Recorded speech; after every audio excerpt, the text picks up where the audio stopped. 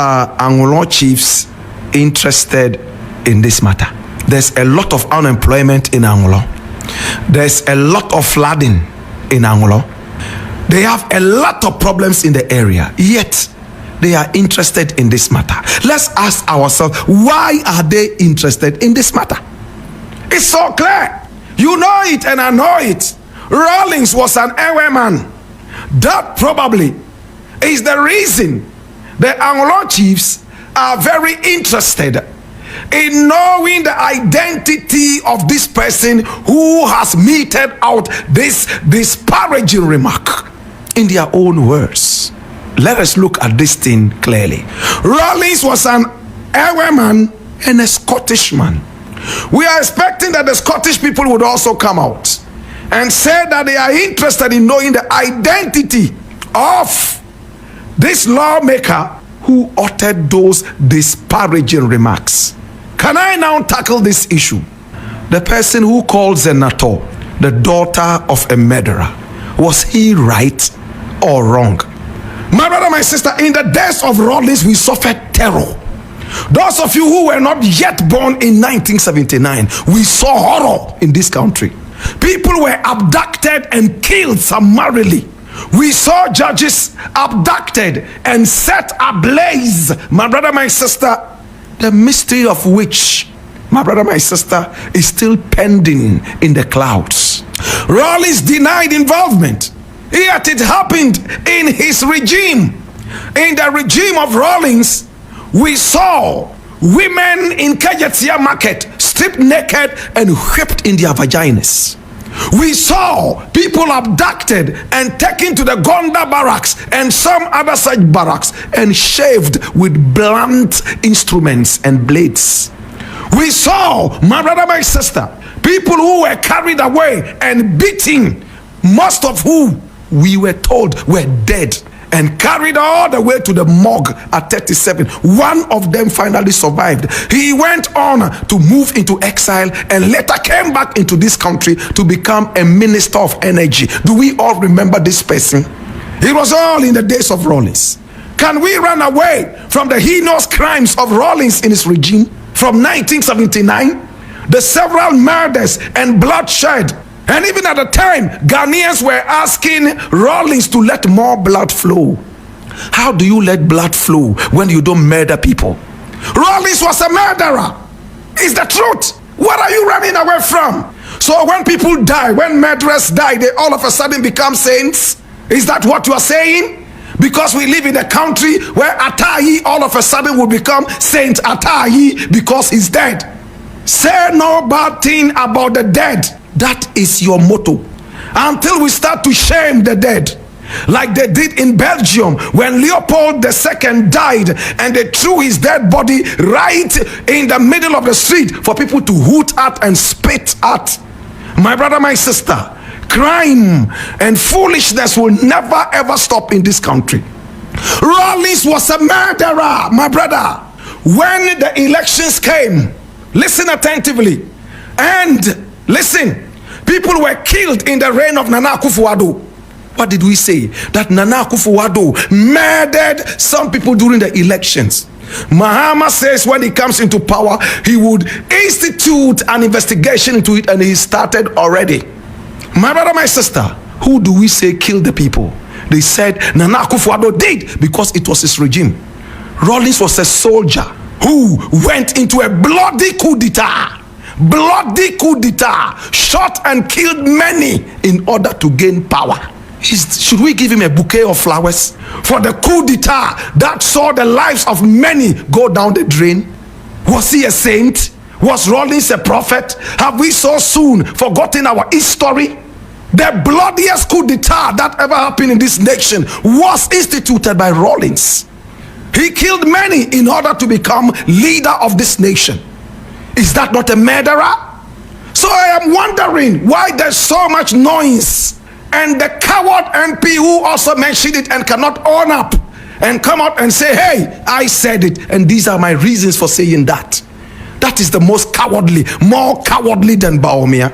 If I had the opportunity to stand before these chiefs, I will honorably ask them to tell me how you would define or call a man who murdered many in order to become leader, in whose regime innocent judges were carried out, including a woman killed and set ablaze at Bondas, and say, why can't we speak the truth anymore? What is wrong with us? Zenator is the daughter of a murderer. That is correct. But does that make her a murderess? No. She cannot inherit the crimes of her father. Do we understand that? But that does not mean she is not a daughter of a murderer. She is.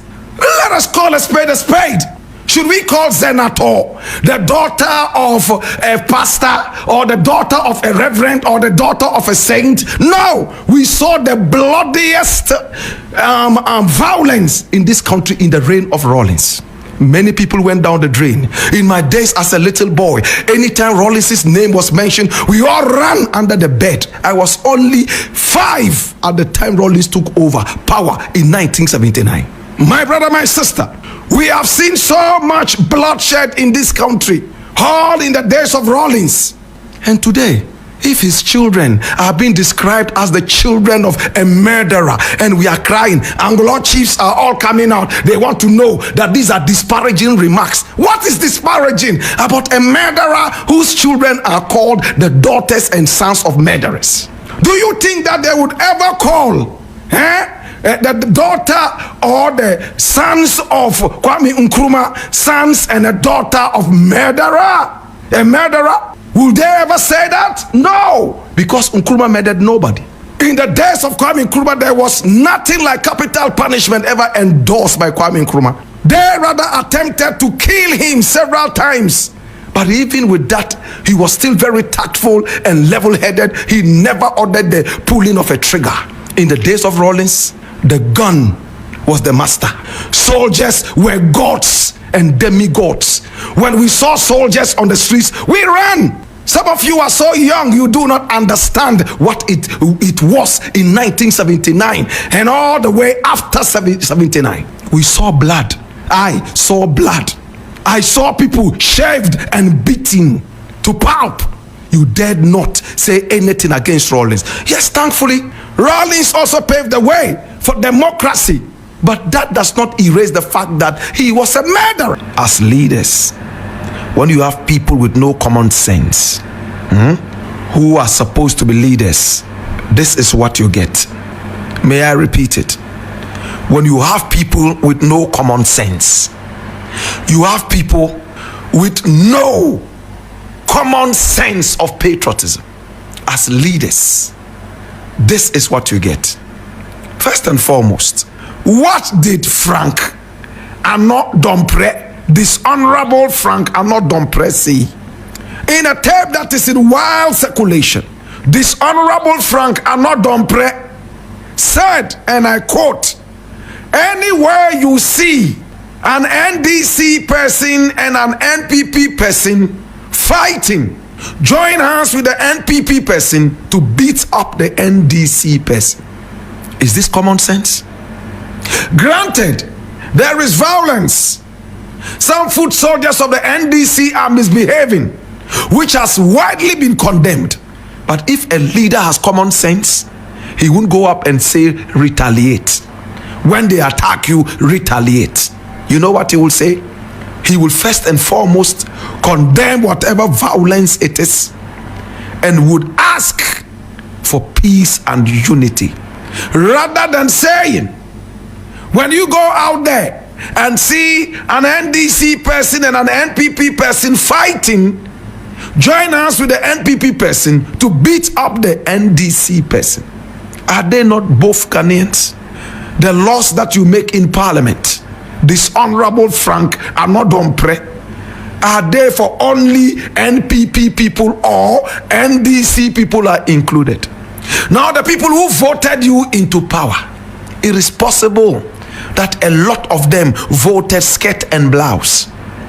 Don't take it for granted that your presence in parliament is 100% partisan. In other words, it's only people of your party that voted for you. There are some people who don't belong to your party that just like you and believe that you will be a better NP rather than their party's representative. But that common sense is not there. Yet these are the people who are supposed to be the leaders of the people. These are the people who commanded the youth to move out and be violent. And this happens. Today, Anodom Pre, he looks heavy and well fed. A lot of the youth in his constituency are suffering from Koshoko. Go to Nsawama Dojiri. There are a lot of people who are utterly hungry. They even look worse than refugees from some parts of Africa whose names I don't want to mention. You are well fed. You can afford to go out and incite hungry boys and girls to get out there and fight. It hurts me. I thought Anodom Pre himself would say that he will go out on the streets and fight the NDC people. Why don't you bring your family out? You and your family come and join hands and fight. People like Anodom Pre dishonorable and Ahiagba, ask them if they know the last time they had a mosquito bite. Can I ask again? When was the last time dishonorable Frank Anodom Pre had a mosquito bite?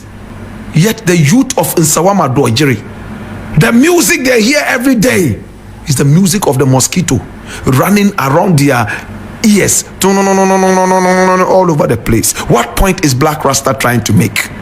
These are bourgeoisies who have enough money to feed themselves and their families, and if anything goes wrong, they will be the first to jump on the plane and leave you to your own destiny. It hurts, my brother. When I heard that comment, and he's supposed to be called an honorable, I shiver. The people of Nsawam Adwajiri by now are so disappointed in this guy called Frank Anodom Pre.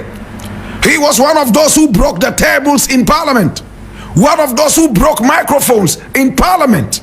If I had my own way, this guy should be sent back to the gutters where he belongs. These are gutter boys. They are not MPs. They are gutter boys.